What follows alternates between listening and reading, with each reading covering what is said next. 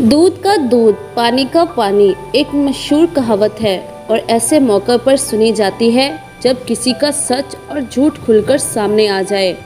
इस कहावत के पस मंज़र में जाएं तो हमें एक किस्सा पढ़ने और सुनने को मिलता है जो यहाँ आपकी दिलचस्पी के लिए नकल किया जा रहा है। एक ग्वाला था जो ज़्यादा से ज़्यादा दौलत इकट्ठी करने के लालच में मुब्तला था।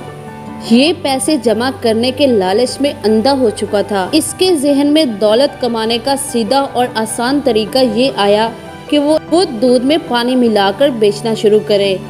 इसने ऐसा ही किया।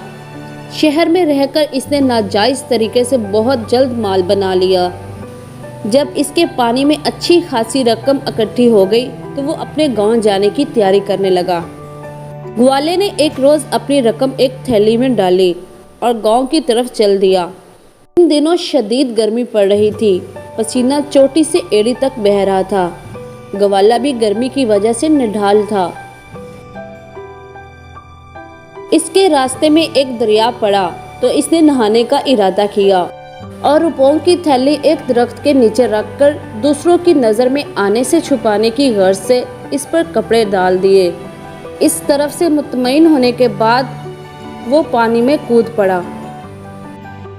ग्वाला जिस इलाके में नहाने के लिए रुका था वहाँ बंदर बहुत पाए जाते थे। इत्तेफाक से एक बंदर इसी दरख्त पर बैठा हुआ था जिसके नीचे ग्वाले ने रकम की थैली रखकर इस पर कपड़े डाल दिए थे। इसने ये सारा माजरा देख लिया था। बंदर बहुत शरारती था। इसने ग्वाले को दरिया में नहाते देखा तो दरख्त से उतरा और रुपयों की वो थैली उठाकर दरख्त की सबसे ऊंची शाख पर जा बैठा।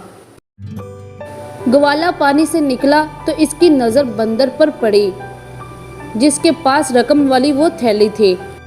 इसने बंदर को डराने की कोशिश की कि किस तरह वो थैली नीचे फेंक दे, लेकिन बंदर इससे ज़रा न घबराया। इसने थैली खोली और रुपए एक एक करके हवा में उड़ाने लगा। कुछ ज़मीन पर और कुछ दरिया में गिरने लगे। ग्वाला रुपयों को पकड़ने की कोशिश करता रहा लेकिन ये आसान ना था। इस दौरान वहाँ लोग जमा हो गए और तमाशा लग गया। इनमें से वो लोग भी थे जो इस ग्वाले के बेईमानी से वाकिफ थे। उन्होंने जब ग्वाले को यूं रोता पीटता देखा तो कहने लगे, दूध का दूध, पानी का पानी हो गया।